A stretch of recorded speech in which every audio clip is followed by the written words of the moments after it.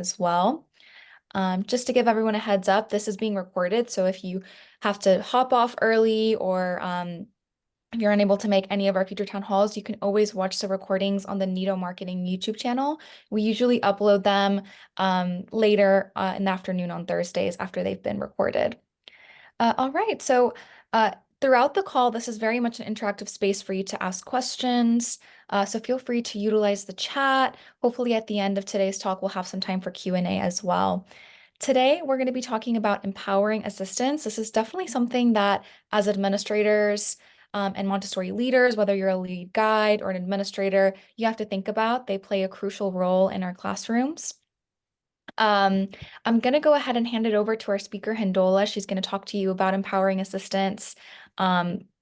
She holds an AMI diploma in Montessori from the age of birth to age 3, and she also is now offering consultancy services. So if you learn a lot from today's call, feel free to reach out to her as well. All right, I'll hand it over to you now, a.hindola. Thank you, Camilla. Hi, everybody. I am a.hindola and I'm talking from India, Bangalore in India. So, yes, um, I offer consultancy services to train assistants in schools. So, I thought this would be an interesting session to take. So, sorry, I'm just trying to get. So, in a Montessori environment, it's a very structured environment for adults working there. But within this structure, there are many aspects that are guided by the vision and understanding of the lead guide or directress. We need the assistant to assist the directress, provide inputs, and be able to execute the plan of the directress. For someone new in a Montessori environment, it can get really overwhelming to understand the different requirements. The care of environment is the easier part. It is their interaction with children which is the difficult part, because sometimes we're asking them to step back and watch, and sometimes they're required to collaborate. We ask them to be firm, at the same time, be gentle. In traditional schools, there's a set of protocols to be followed. But here, the adults are required to understand and assess the situation before responding. As I've just shown in the picture here, I like to think of our work with children. In our work with children, the Montessori theory forms the core, and it is this understanding that guides us in every act of ours. To understand the power of this theory, we need observation. And with both these as the foundation, our actions and attitudes emerge from this. It's a reflection of these inner layers. But as we all know, when a new assistant is hired, there's a lot of work to catch up, and we don't have time for all this. There's no time to build this core and then bring them up to speed to take up responsibilities in the daily routine. So we always start with the outer circle, the daily routine and the basic presentations, environment duties, replenishments, etc. These are extremely important for the smooth running of the day-to-day affairs of the classroom. But if the adults do not understand the reason behind why they're doing what they're doing, it becomes a chore. And a chore can become tough to sustain over a prolonged period. Also, for the directress, the job satisfaction is when she sees the principle that she's following being reflected in the development of the child. But if an adult in the environment does not know what these signs are, then this assistant is completely dependent on the directress to tell him or her how they're faring. The measure of the success is the communication received from the director. So this leads to undue pressure on the director, and there's no real fulfillment for the assistant. And when the core of the job does not satisfy us, then we start looking at the frills, and every small thing becomes an issue. The reason anyone comes into this field is because of their love for children, and this should be the only guiding light for them to continue, not their appreciation from the directress or anything else. So, how do we help them do this? Setting aside time for observation and theory, at least in the first month, will really help them in this job. In this month, we can help them develop these internal layers. I'm a firm believer of the fact that a Montessori adult need not always have a diploma to be with children. Many are intuitively wired to be attuned to the needs of the child. Um, when we respond and the way we respond is of utmost importance in the Montessori system. So this needs us to tweak our line of thinking, and I feel this can come about with some foundation in Montessori theory. So in the first month, if the assistants can have at least one session a week, and then observation, because when they start off in their job in a Montessori environment, they're really trying to play catch up. And while on the job, initially, it's very difficult to see what the child is revealing to us. It is important to observe this, though, because it is this revelation that for the adult mind and subconsciously our attitude towards the child changes when we see this. The assistants need at least 30 minutes of observation every day for the first 1 month. This observation will not be an objective one like it had been for the directress when she did her diploma, because that requires time to understand and get into the groove. This observation is mainly to help debunk the myths in the mind and to help the assistant see the practical aspect of the theory that we're talking about. Think of this time as the capital invested for the retention of assistants, because retention of assistants, at least here, is a big problem. Um,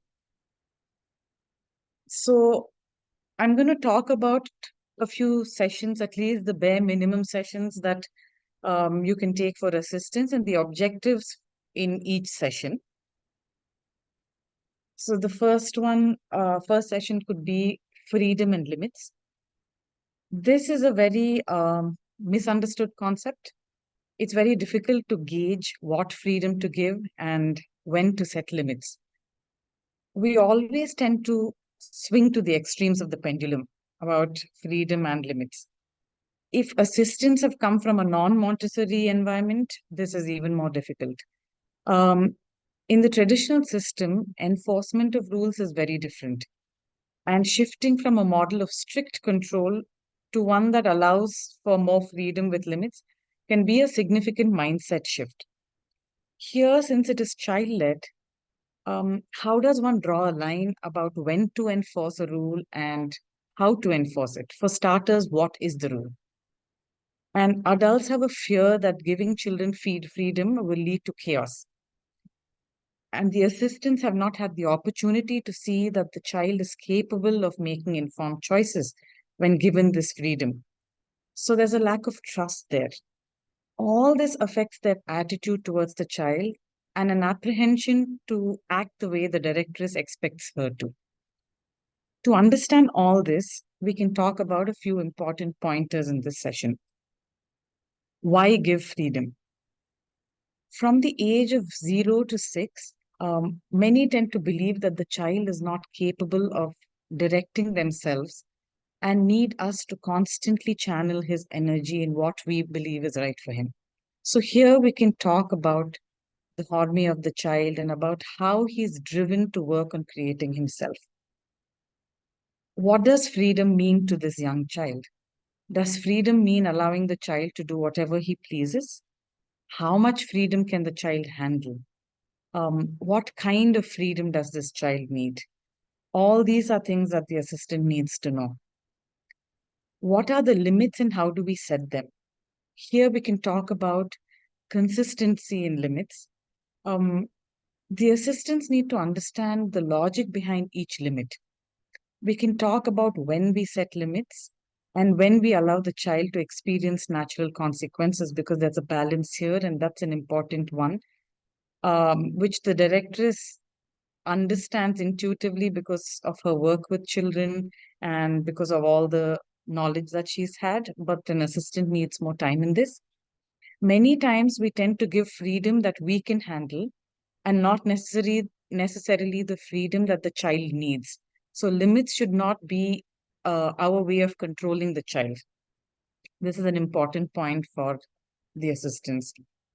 And why are limits necessary and how do they help the child? We can talk about how the child feels secure within limits, about how the community functions better within this framework, and how this helps the child understand what it means to be part of a community. So, after this session, you can have a week of observation, and this observation can be more directed with pointers that they can look out for while observing in that half an hour each day. That will give them some direction. So these pointers can be observing a child new to the environment and how the adult is setting limits. How many times is the adult repeating the limit over the course of the week?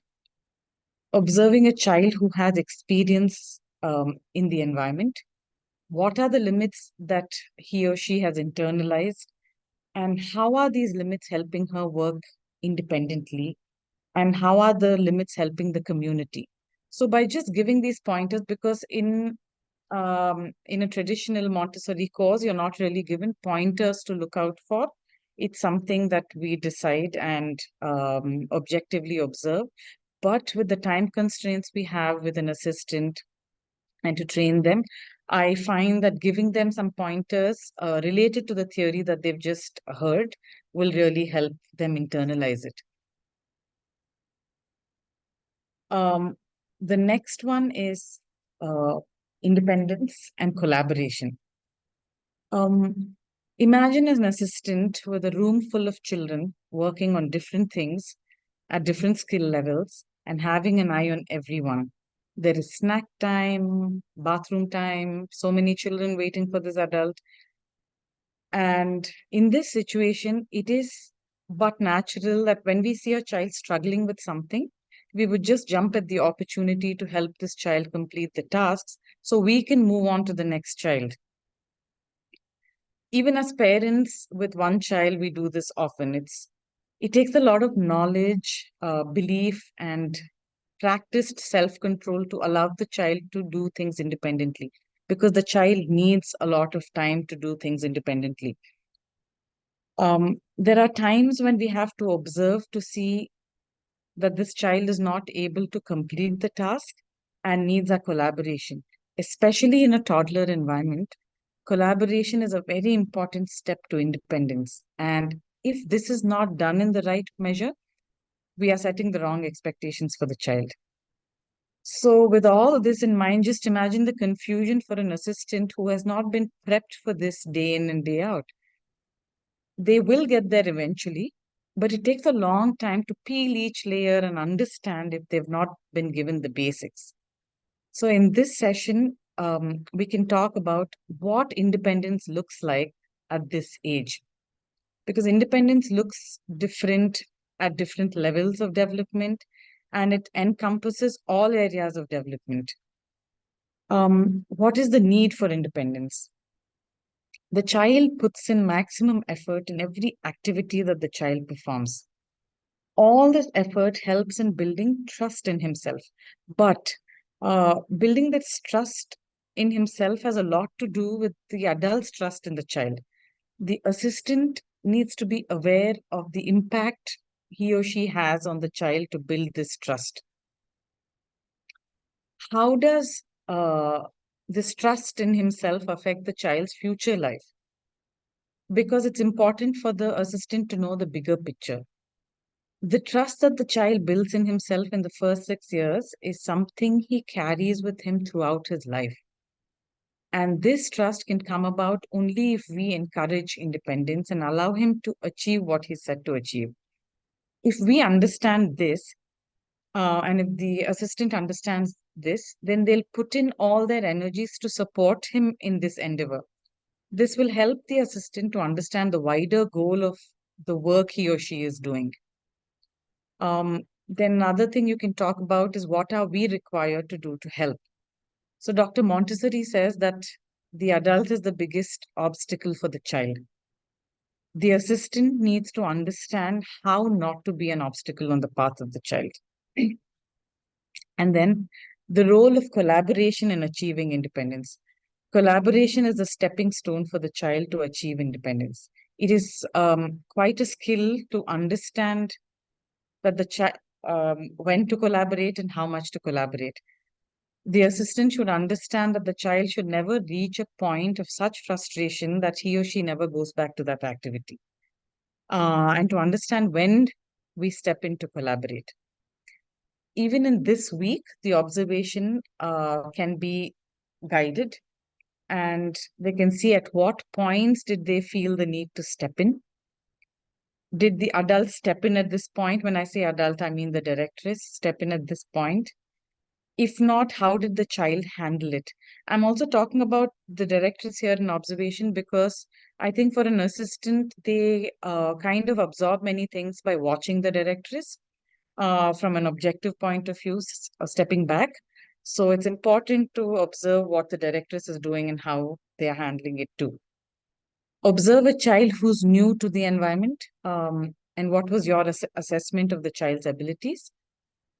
Observing a child who has experience in the environment, and in what aspects is he or she independent of the adult.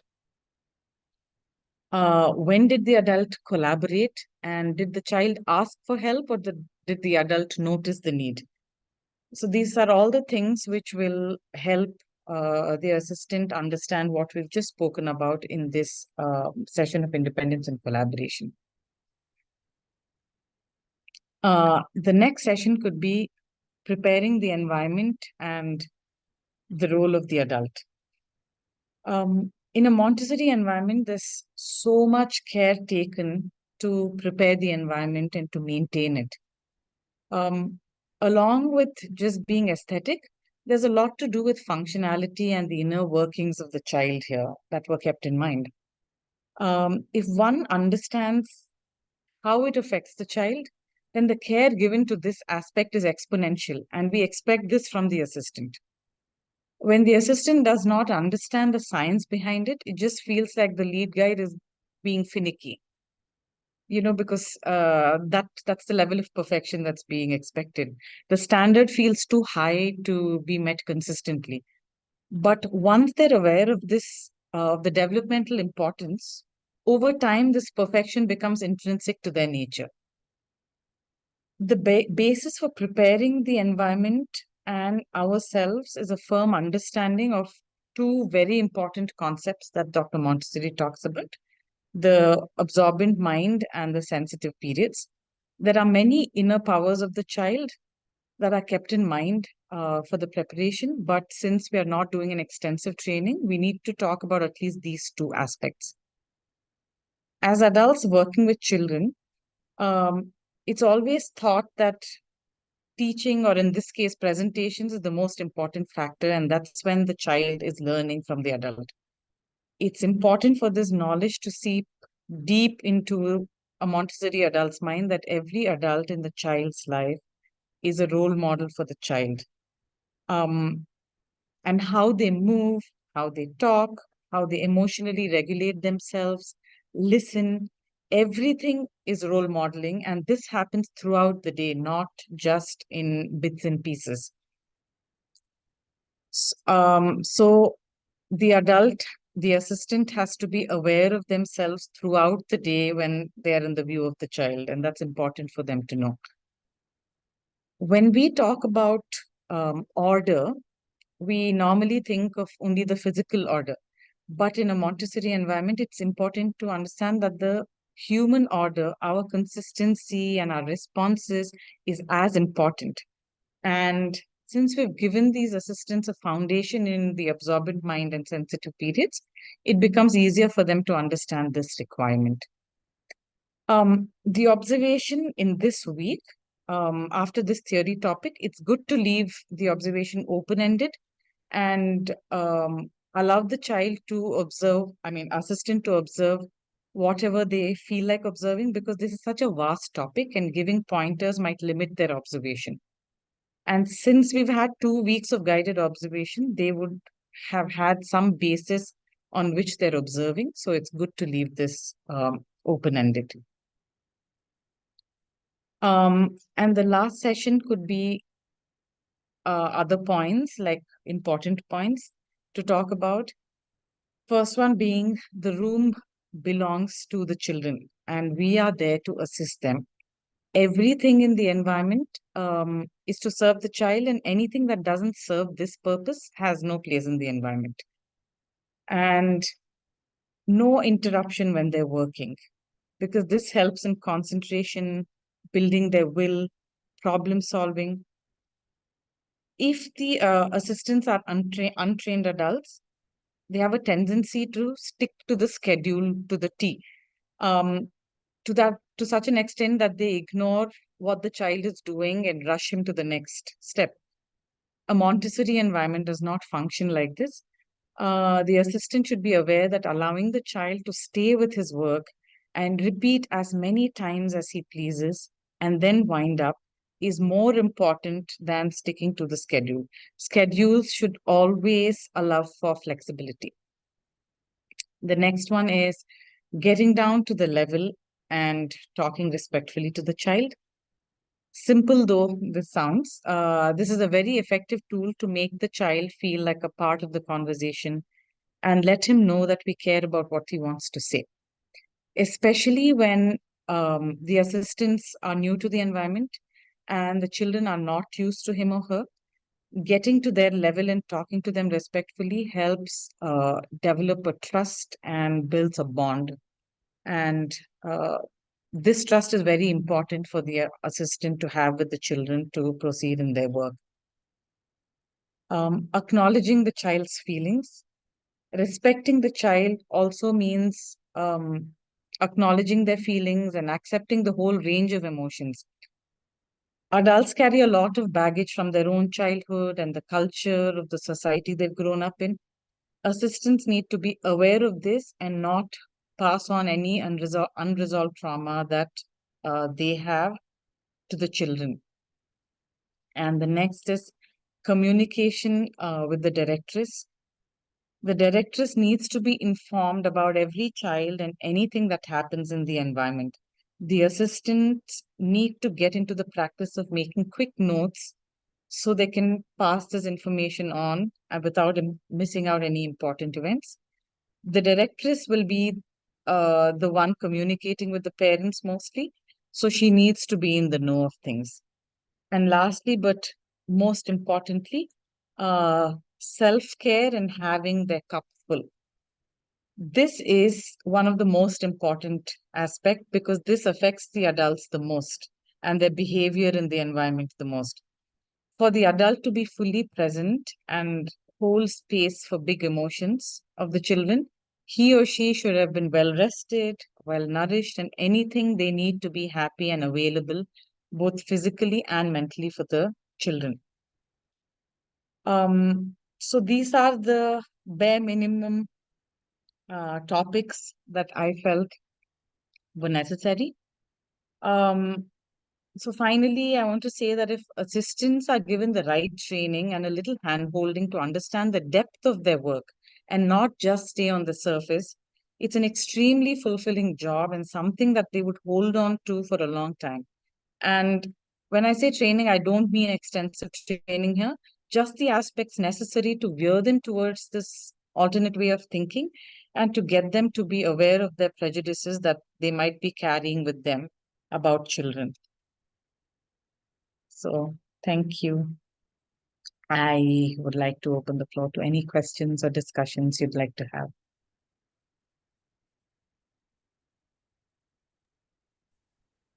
Feel free to unmute yourself or you can drop your questions or comments in the chat.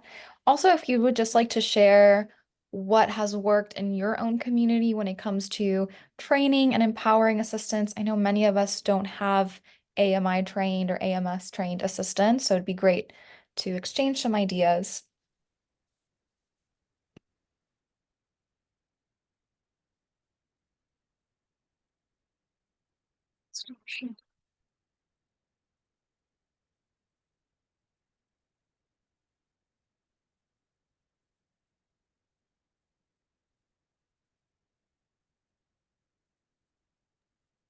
Also, I'm not sure if any of you conduct exit interviews when assistants leave your communities.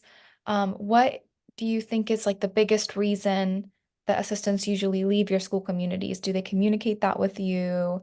Is it usually a misunderstanding of Montessori? Is it them being overwhelmed in the environment?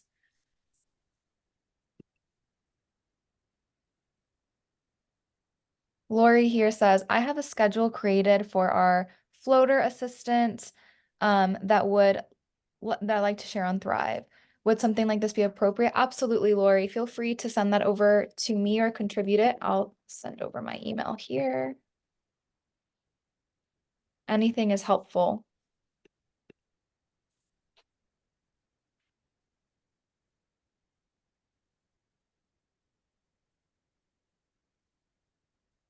Anyone else have any questions or comments on what Hindola shared? I think it was a lot of useful information, definitely to go step by step with observation. I'd like to share what we did at my Montessori school with assistants, as we had the luxury of being able to kind of give them at least 3 days to observe. So we would pay them for the full day, and their job was quite literally to sit down and observe the lead guide. And if there was any other assistants in the classroom, that was a huge help. Elizabeth here says, "This was excellent. I love how you stepped us through this. Thank you." Rachel here says, we are implementing new onboarding procedures for next school year. It is tough. As much as we don't want to do onboarding 2 to 3 weeks before the school year begins, we realize that we have to.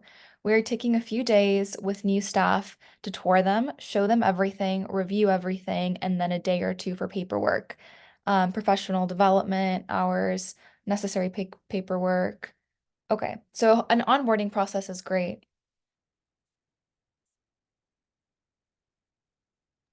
Yes, that's really helpful to have an onboarding process prior to when they come, so that when they come, they're really prepared, at least in the basics, and know what to expect. Otherwise, it's really overwhelming. I remember when we used to do our teaching practice, it was really the most overwhelming week, I think, to just step into a new classroom.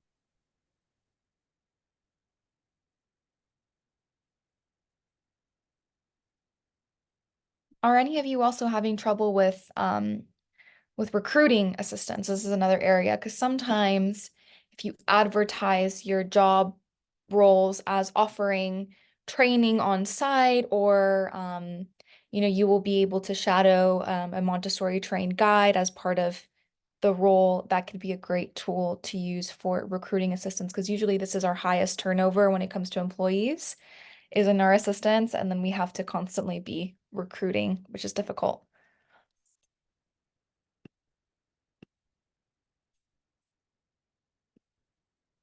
Rachel here says, yes, there is a staff shortage everywhere. I don't know if we'll ever be able to find the people we need.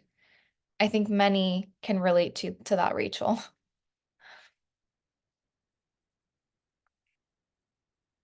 I think what's great about what Hindola shared is the step-by-step process that really will allow you to just hopefully hire people who have a love of teaching children and being in those environments. And then it's kind of a blank canvas where you can really shape them into the person you need for your environments. Here, because we have a dearth of trained adults, most assistants are untrained or have worked with in other kindergarten environments or other play schools. So they do need a lot of training before they step in. That's another challenge oftentimes too, is when you have an assistant who has years of experience, but it hasn't been in a Montessori environment. It's been maybe at a daycare or a different sort of preschool. You have to go through the unlearning and relearning process.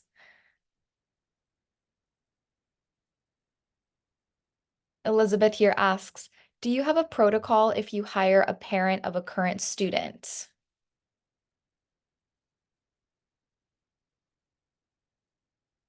This is a good question. I know a lot of people do hire parents on um, to join the community. Hindola, have you had any experience with this? So I was just thinking because it's good to hire parents when the child is still not in the environment. I mean, maybe has stepped out of the environment. And it's good to hire parents because if they've put their child into a Montessori environment, they do have prior knowledge about it and they've seen their child through it. So they do have that basic knowledge about, and they would have gone for observations in the school. So they really know what to expect and how to be with children. So I think it's really helpful to have a parent. Rachel here says, at our school, we don't have a protocol. We tend to find parents are our best hires. It's a good observation. At our school, we have a couple of parents who are signed up as volunteer on-call parents.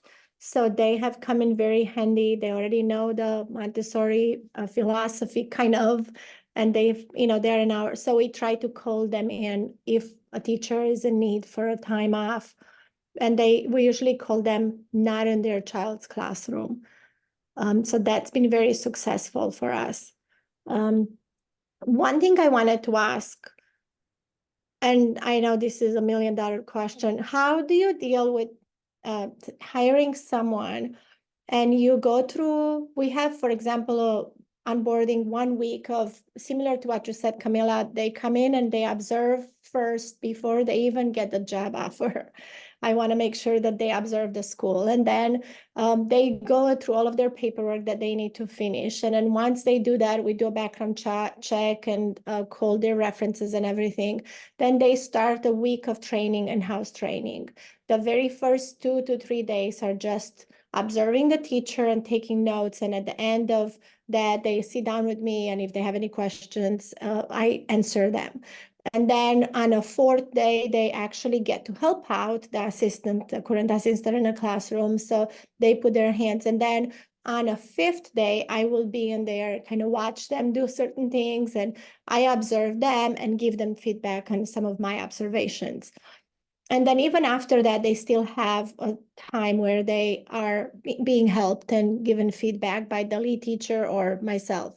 So what I find that some individuals, whether they had a prior knowledge of like childcare in a different setting or not, it takes a while for someone to wrap their head around to embracing the method, like what Dr. Montessori is like, have faith that the child will, get what they need out of this. So that's the struggle that I'm like, just getting those people to get on board and understand that this method works. Like, don't help this baby, they can do this for themselves. So my question is like, how do you have a quick fix of getting them more excited about embracing it? Or should I be more like giving them more feedback and just say, hey, I noticed that this is not done. And sometimes I don't want to be too pushy, so I scare them off. And when is that balance there? Yeah, Aurora, yes. So that's why I like to do this pointed observation, especially when you give them these pointers and they observe for a week, 30 minutes every day. Mm-hmm. And specifically, we're telling them to see so one pointer I had given the presentation was, when did you feel this need to step in? Because when they're observing, they for sure are not going to step in. When did you feel the need to step in? And then observe if the directress or the lead guide has stepped in. And um, because most often they wouldn't have stepped in. And then that's when they see that the child has managed without the adult stepping in. And when they do it for a week, I feel they kind of start trusting and believing that the child can do this. But it does need this observation of half an hour where they are just sitting in one place and they cannot get up to step in. I think that really helps. Okay, thank you. That's why I like these pointed observations, because that really helps um, us get our point across to them. Because just talking to them, I feel like it's just theoretical knowledge. For it to become intellectual knowledge, they need this observation. Uh, they need to have seen how the directress has dealt with it. So. Okay, thank you so much.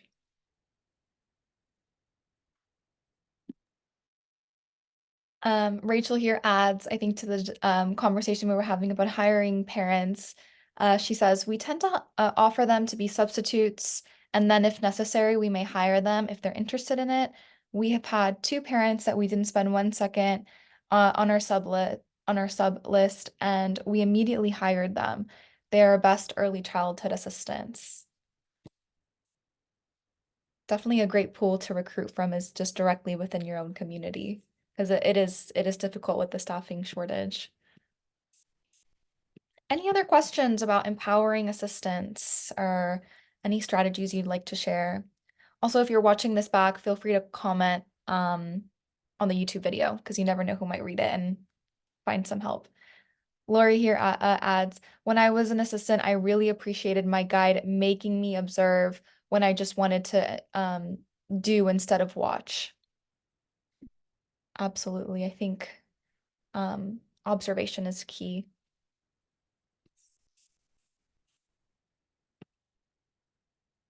All right, Hindola, is there a way for people to reach out to you if they have any follow-up questions for you? Do you have an email that you would like to share? Yes, yes. Shall I put it up on the chat?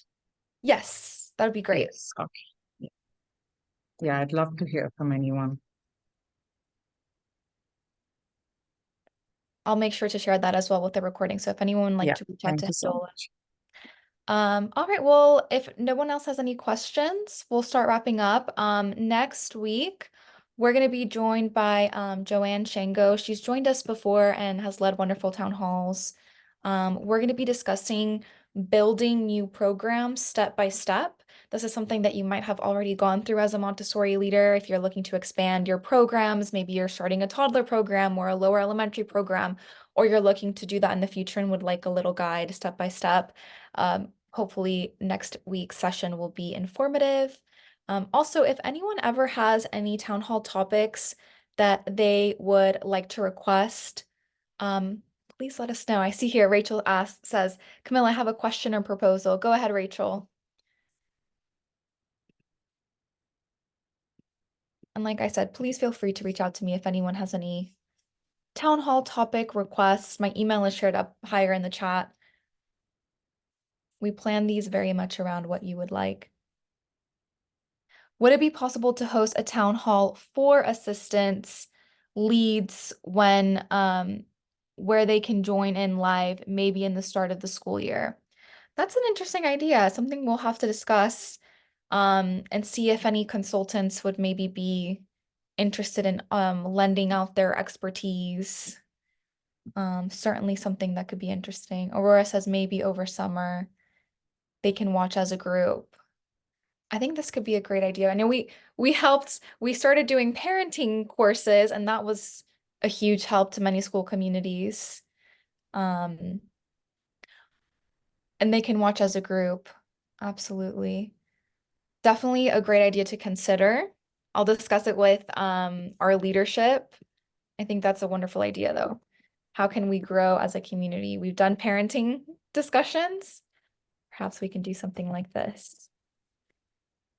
I plan on sending this recording out to all of our assistants. Would be great if it could be live. Wonderful.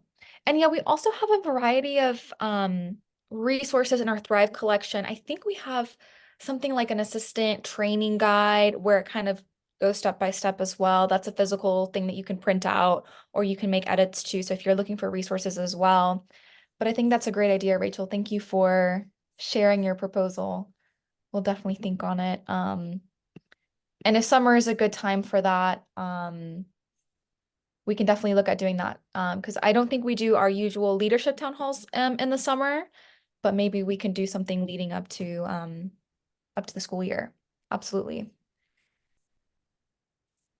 All right. Also just wanted to before we stop the meeting, any school leaders who are in Miami or in South Florida or maybe plan on being there at the end of the month, we are hosting a free Montessori leadership growth summit and brunch at Must Family Montessori School on April 27th at 10:30 a.m. It's a free event. Any Montessori leader can join, just show up. We'll provide breakfast and share some tips on growing your enrollment and just allowing you all space to connect with one another face to face. It's great to have these town halls virtually, but sometimes there is just nothing that is quite like meeting people face to face, exchanging ideas and getting in touch with other Montessorians. So we look forward to seeing you all there. It's free to join. I'll drop the RSVP link in the chat.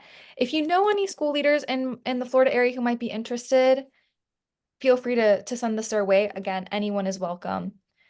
Doreen asks, you have a lot of great advice. How can we get a copy of the recording? All of our recordings are going to be posted on the Nido Marketing YouTube channel. So if you go on YouTube and just search Nido Marketing, we're usually the first channel that comes up. We have all of our past town hall recordings. You can view them. You can see all the past discussions that we've had, and this one will be uploaded later this afternoon, so you can access it. All right, everyone, thank you so much. And thank you to a.hindola for sharing this step-by-step. Her strategies were great. I think it could definitely be helpful to assistants. Please be in contact with her if you have any questions about what she shared at today's meeting, or if you want to get some more help from her. And yeah, we hope to see you next week at our town hall on building programs step by step. Thank you so much. It was really a wonderful opportunity to connect with all of you. Thank you. Thank you. Thank you so much, a.hindola. All right, everyone, have a great Thursday.